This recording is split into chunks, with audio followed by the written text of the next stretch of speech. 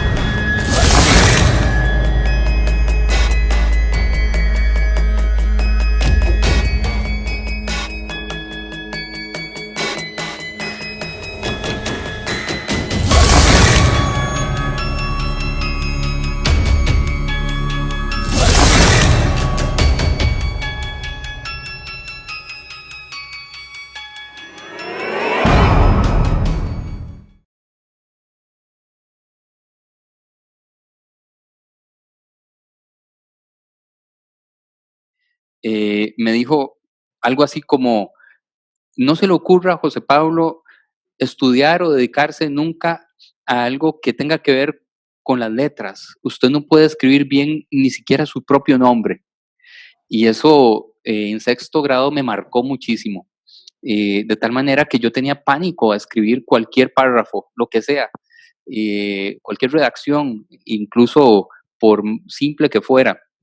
Pero había algo que yo tenía y es que yo leía desaforadamente, y leo como un descosido hasta el día de hoy.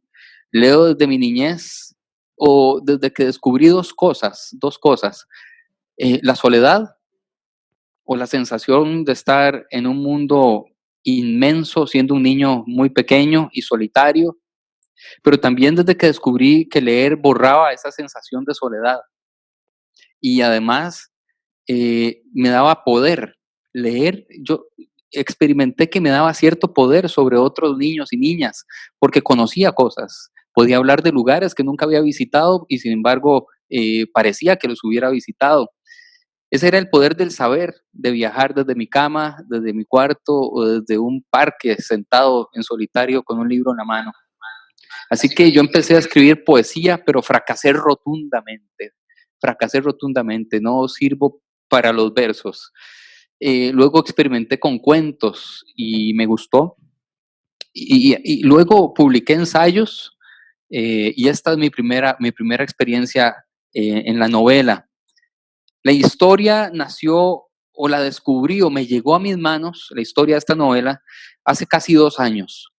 Mientras se añejaba dentro de mí tal vez ese reducto inicial de la novela, yo escribí incluso otro libro que se llama Libre, tener fe y no morir en el intento. Es decir, que la novela ya había nacido en mi corazón, en mi mente, y sin embargo, tuve que escribir otro libro en el interín, en el medio, porque eso tenía que asentarse, crecer, sembrarse.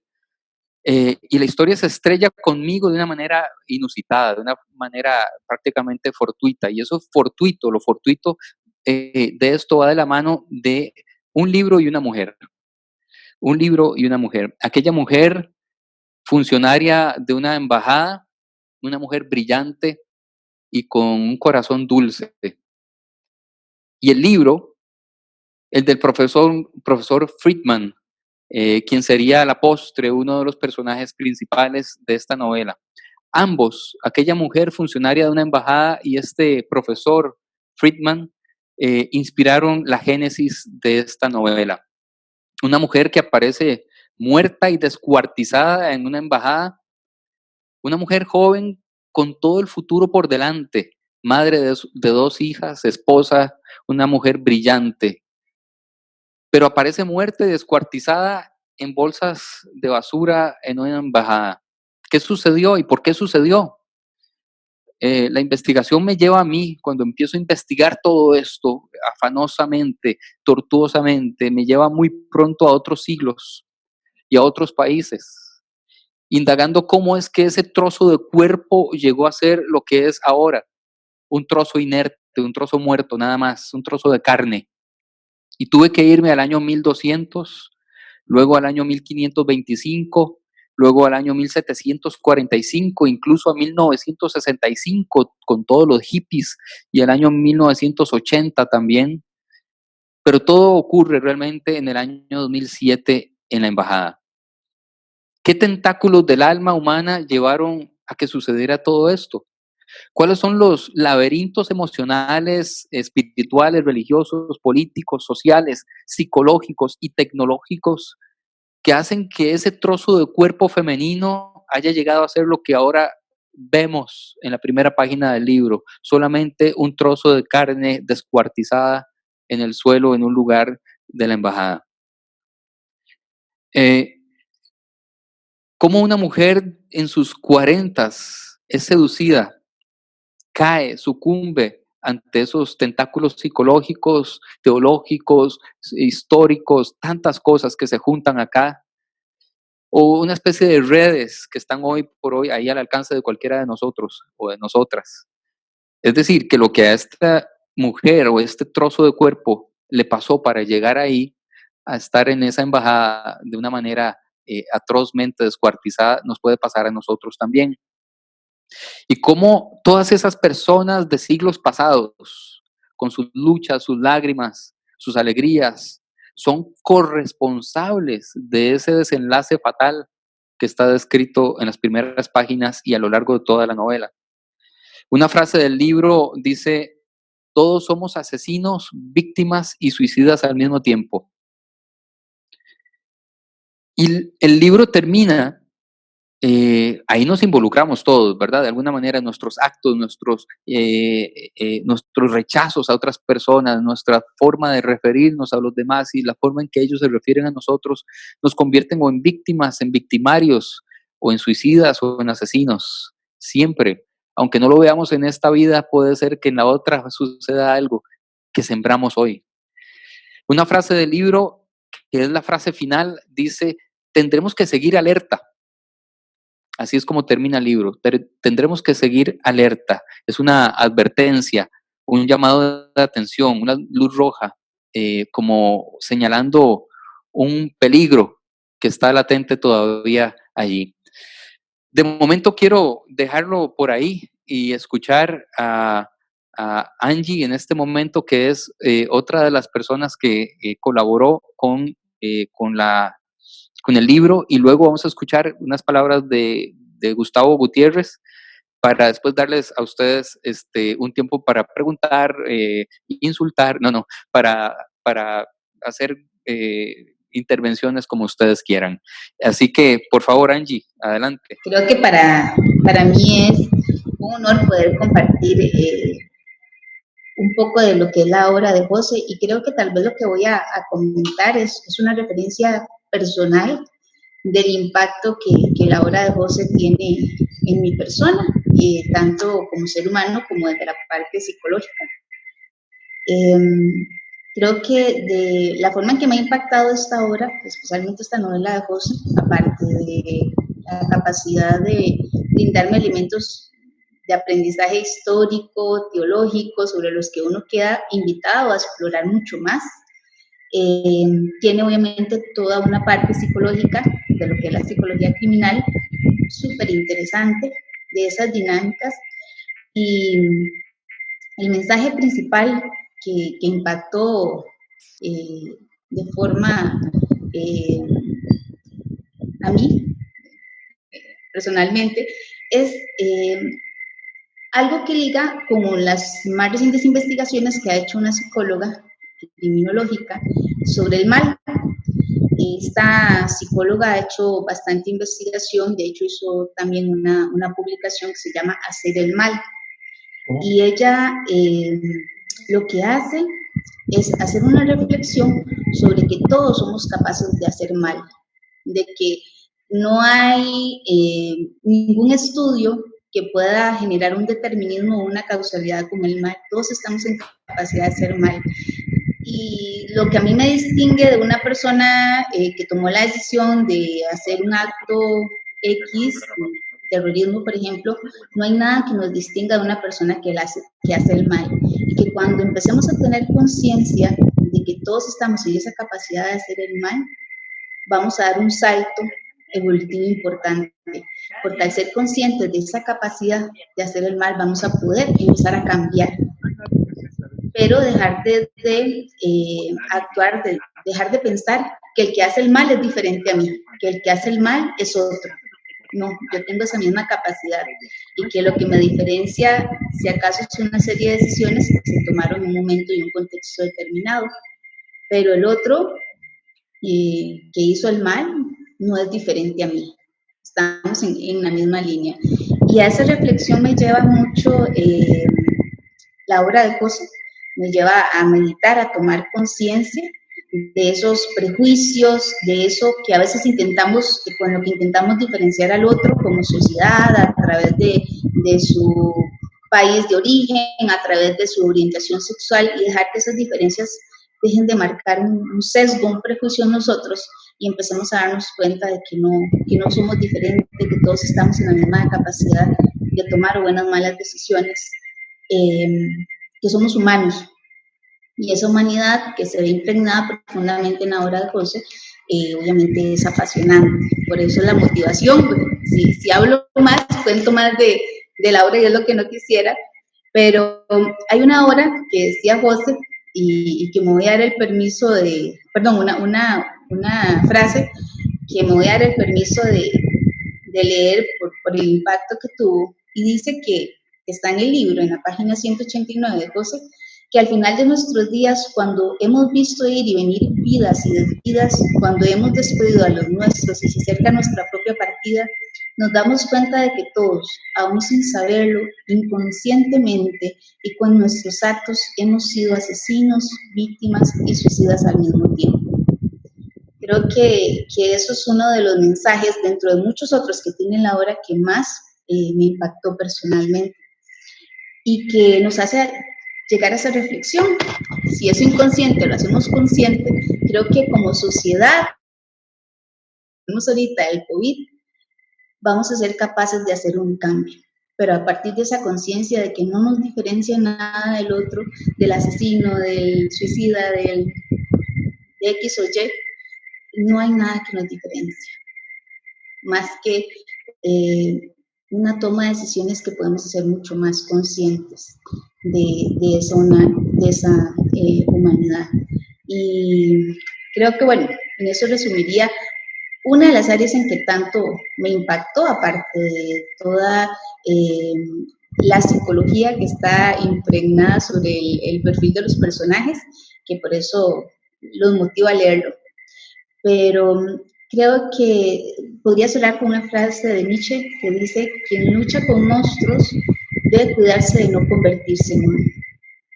Y con esa reflexión y con esa frase quisiera como cerrar ese aporte para que pueda también compartir con ustedes. Hola, buenas tardes. Muchas gracias. Gracias, José, por dejarme participar en esta apasionado proyecto. Pues mi nombre es Gustavo Gutiérrez.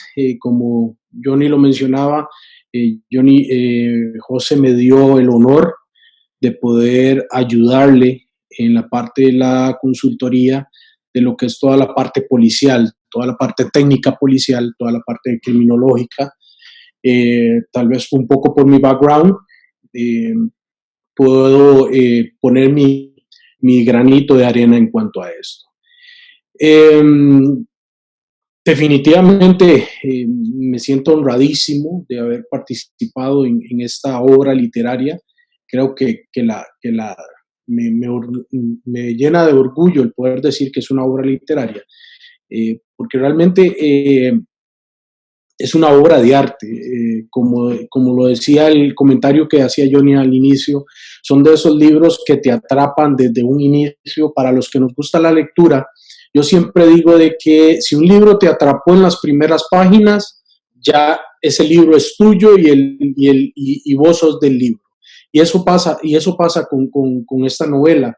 En las primeras páginas que te envuelve en ese misterio, en ese suspenso, la estructura literaria que José desarrolla, ese vaivén entre los diferentes siglos para poder entender cuál es el fondo, ¿verdad?, del trama, es definitivamente súper rico para leer, súper enriquecedor. La parte mía, que es la parte técnica policial, les puedo decir que se trabajó con mucho cuidado. José estudió mucho esa parte.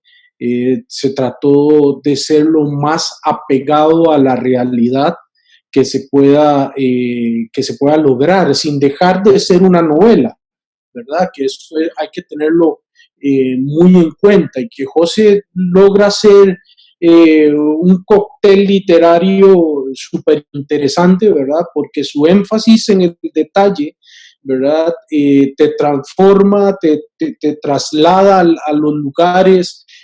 Mientras vas leyendo, vos sentís, ¿verdad?, que estás en ese lugar.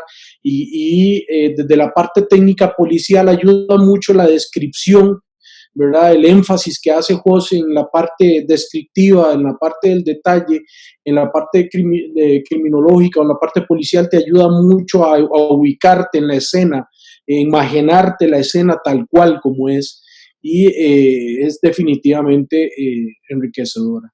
Otra parte que realmente me pareció fantástica por parte de José es de que a cada uno de los personajes o a cada uno de la unidad especial que se tuvo que formar para poder investigar el crimen. Cada una de estas personas pertenecen a una unidad que realmente existe, ¿no?, en el mundo, que realmente opera, realmente tiene operaciones día a día. Entonces, es muy interesante, uno, de que se utilicen unidades que están funcionando hoy por hoy, ¿no?, y que cada uno de los personajes tiene una personalidad muy acorde a la especialidad de la cual tiene que desarrollar, ¿verdad? Pero dicho esto, y es lo que más me gusta, ¿verdad?, y es lo que más le aplaudo a José, es de que José explora más allá de la especialidad de cada uno de los personajes de esta unidad. Más allá del policía, más allá del investigador, José explora y da detalle de la personalidad. Y lo bonito de esto, y por qué es que quiero aclararlo, es que a fin de cuentas, y lo digo pues, soy la tercera generación de policía de mi familia, es de que cada especialista, cada miembro operador de unidad táctica, de unidad criminológica, es un ser humano que tiene características, personalidades, es un ser humano con un pasado, que puede ser un pasado difícil, o puede ser un pasado con muchas ventajas, ¿verdad? Y José logra profundizar en la personalidad de cada uno de ellos y ponerlos como seres humanos, ¿verdad? Como seres humanos que, a pesar de que tienen una especialidad, siguen siendo un ser humano con sus propios fantasmas, ¿verdad?, con sus propios demonios. Son personas con sus dificultades para poder trabajar con otras, etcétera. Entonces, esa parte me pareció realmente muy aplaudible, en la parte de José, de cómo lo desarrolló. y lo que me gusta es de que le da una imagen, le da una cara, una personalidad a cada uno de los miembros de la unidad de investigación que desarrolla la investigación en la actualidad. Y eso se lo aplaudo muchísimo a José. Más bien le doy las gracias por dejar ver de que por parte de los cuerpos policiales no solamente es una placa o es un uniforme, sino que también son personas que hay detrás de cada uno de esas especialidades y tienen sus demonios, sus problemas, tienen sus familias detrás de ellos. Así que esa parte me pareció súper interesante, muy valiosa por parte de José. Y pues lo que les puedo decir es de que para los que les gusta este nuevo concepto de novela negra, ¿verdad? Simplemente van a caer en una trampa en la cual no van a poder salir hasta que terminen ese libro, e inclusive poderle reclamar a José. Creo que José se acuerda que me lo devoré en un par de días y cuando terminé el libro lo llamé para reclamarle de que no me podía dejar en esa forma, no era justo con el lector dejarme en esa forma. Así que los motivos de verdad se van a llevar una sorpresa muy interesante. Gracias, Gustavo. Antes de pasar a la fase de preguntas, yo quiero tocar un tema, una pincelada de otro tema que está en el libro y que también nos va a dejar muchas incógnitas y nos va a hacer reflexionar mucho, y es el tema de la inteligencia artificial. Este es un tema que, a menos que estés por el trabajo metido de fondo, hay muchos mitos y muchas cosas que no conocemos, pero es muy probable que la inteligencia artificial en la actualidad no esté tan en pañales como muchos se lo imaginan, aunque tampoco está donde las películas de ciencia ficción lo ponen.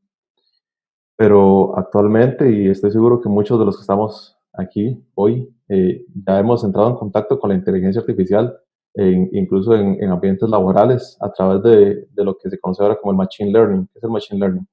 Es que se le permite a sistemas informáticos aprender a través de datos de la vida real. Y con estos datos crear un análisis por sí solos a través de algoritmos y tomar decisiones que se van volviendo cada vez más acertadas porque aprenden a través de sus errores, aprenden a través de sus aciertos, aprenden por la experiencia. Estamos hablando de sistemas inteligentes que aprenden a través de la experiencia, que toman todos los datos que se les presentan y además los que él mismo va creando con las decisiones que toma y se va volviendo cada vez más eficiente y más eficiente y más eficiente. Eso ya está harto utilizado en la industria y en la economía, pero hay también una parte ética que se ha planteado mucho y que es hasta dónde está el límite. ¿Qué pasa si a una máquina inteligente se le permite seguir evolucionando por sí sola, sin control o sin supervisión y con acceso a redes de datos prácticamente infinitas que tenemos? ¿Qué tipo de decisiones puede llegar a tomar? ¿O qué pasa si a un sistema de estos se le da la responsabilidad de tomar decisiones para que, a final de cuentas, uno de los grandes objetivos de la inteligencia artificial es poder tomar decisiones cada vez con menos interacción humana, porque es más barato una máquina que tener un montón de asesores y un montón de analistas? Entonces, es un tema que plantea el libro. Como dato curioso, ya ha pasado. En el 2016, un bot de Microsoft que se alimentaba para comunicarse por Twitter, empezó a tener actitudes machistas y racistas porque se alimentaba de los mismos datos de comentarios y de publicaciones de Twitter. Entonces empezó a dar respuestas que normalmente la gente no se da cuenta que están hablando con una máquina. Son tan naturales que mucha gente no se da cuenta que en realidad es una máquina la que está generando comentarios, pero empezó a generar comentarios altamente racistas y altamente machistas sin que nadie se lo ordenara. Solamente con los datos que se fue alimentando, con lo que aprendió, tomó estas actitudes. Entonces, es un punto de reflexión. La inteligencia artificial por el momento se ha centrado mucho en emular el cerebro humano, pero en la parte, eso sí está verdaderamente en pañales, lo que es el uso de sentimientos, estados, conciencia, moral, no tiene. Y ese es el peligro. Una inteligencia muy amplia, con una memoria más grande que la nuestra, pero sin sentido moral, sin conciencia, y los sentimientos que hasta el momento se han ido desarrollando son en realidad como parámetros nada más, que también afectan la toma de decisiones, pero no son sentimientos reales. Se las dejo ahí para cuando lean el libro. No quiero darles spoilers a nadie, como ya han visto que Angie y Guti también se cuidaron muchísimo. Quisiera entrar en la parte de preguntas y discusión. Si alguien tiene un comentario o alguna pregunta para cualquiera de nosotros, este es el momento para hacerlo.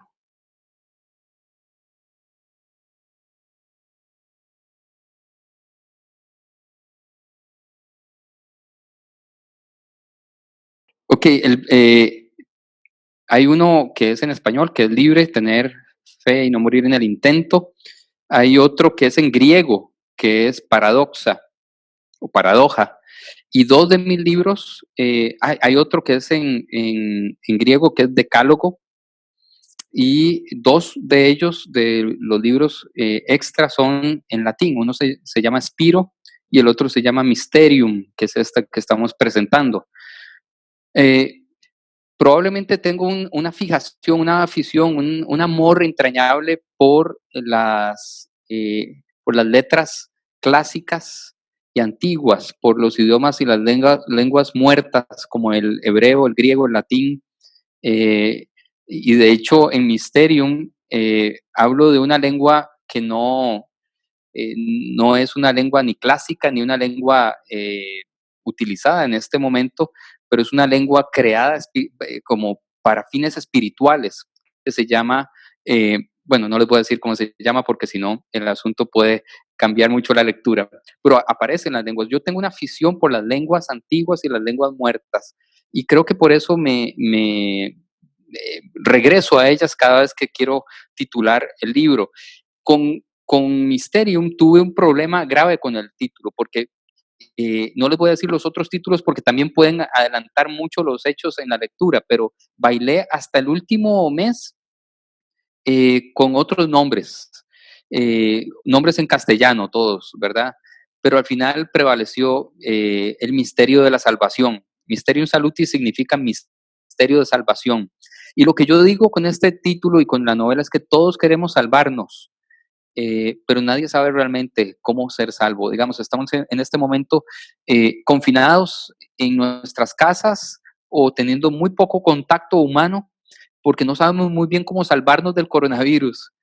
Y así con decenas y centenas de cosas. No sabemos cómo salvarnos de la criminalidad, de un asalto, de un asesinato. No sabemos cómo salvarnos del divorcio, no sabemos cómo salvarnos del dolor, no sabemos cómo salvarnos de la soledad, no sabemos cómo salvarnos del fracaso, no sabemos cómo salvarnos a nosotros mismos de nosotros mismos.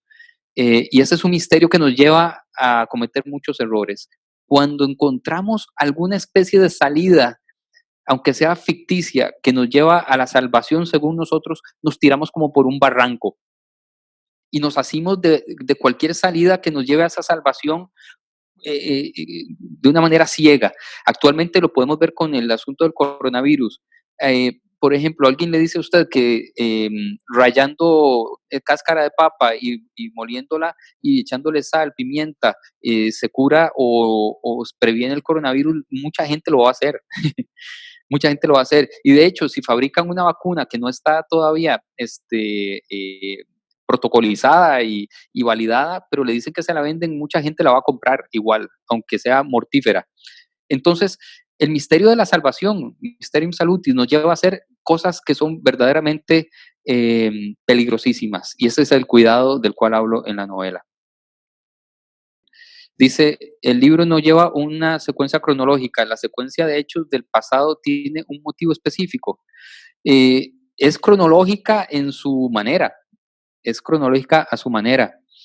El descubrimiento del cadáver, por así decirlo, si se puede así describir a eso, es lo primero que acontece, pero realmente en la vida real es lo último que acontece.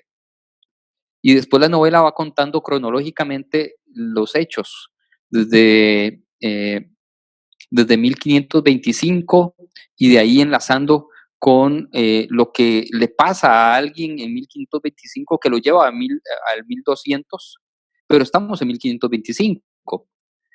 A partir de ahí, a 1745, que salta la historia como una cadena, esto es como un ADN genealógico que se va heredando durante siglos y siglos, que determina lo que sucedió y cómo sucedieron las cosas al final en el año 2007. Entonces, en cierta manera es cronológica, pero en cierta manera.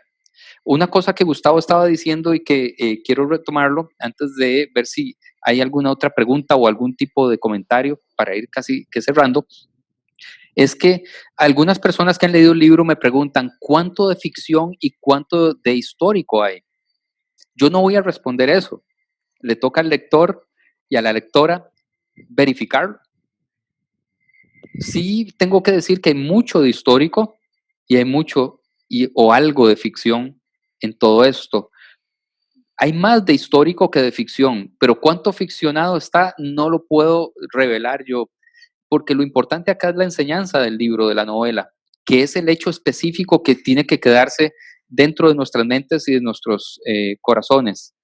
Entonces, les dejo la tarea de averiguar cuánta ficción y cuánto histórico hay. No sé si hay algo más o le dejo a Johnny también manejar aquí la situación.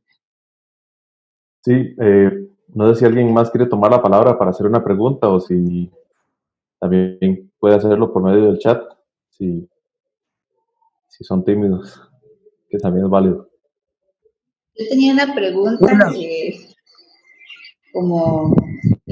me inquieta muchísimo desde la psicología, que es ¿cuál fue la motivación que tuvo José en la configuración de las características psicológicas de los personajes? Porque es que no quiero adelantarme, ¿verdad?, a que puedan leerlo, pero sí nos hace ver, nos confronta con una realidad donde los seres humanos hemos seguido repitiendo ciclos de decisiones extremistas y seguimos cayendo en eso sin poder como salir de ese círculo. Entonces, es una inquietud que me dejó también a través de la lectura. Gracias, Angie. Yo tengo unas preocupaciones que si quien ha por lo menos leído un poquito de mis otros libros, pueden ir viendo. Yo tengo preocupaciones sobre la libertad de la persona, de la gente, su libertad de pensamiento, su libertad de conciencia. Y el problema de la religión en estos dos cajones de la personalidad, y cómo incide la política, la religión, la familia, la sociedad, la escuela, en mutilar esas libertades, ¿verdad?, que son innatas del ser humano, pero que de alguna manera las vamos perdiendo en el camino. Yo digo que esta novela nos retrata a todos y todas, porque llegamos a nuestras edades condicionados por un montón de enseñanzas que tienen que ver con, vamos a ver, hagámonos las preguntas. ¿Por qué voto por quién voto? ¿Será realmente una decisión que yo tomé o hay una condición o me condicionaron desde pequeño a pensar a creer que yo soy libre votando, pero alguien me enseñó desde pequeño que era lo correcto y que era lo incorrecto para votar en política? Lo que leo o incluso las redes sociales actualmente, lo que yo veo en pantalla, me va diciendo las noticias elegidas dependiendo de cómo yo voy utilizando mis preferencias y mis búsquedas, de tal manera que no soy tan libre de elegir lo que yo creo que estoy eligiendo libremente, ni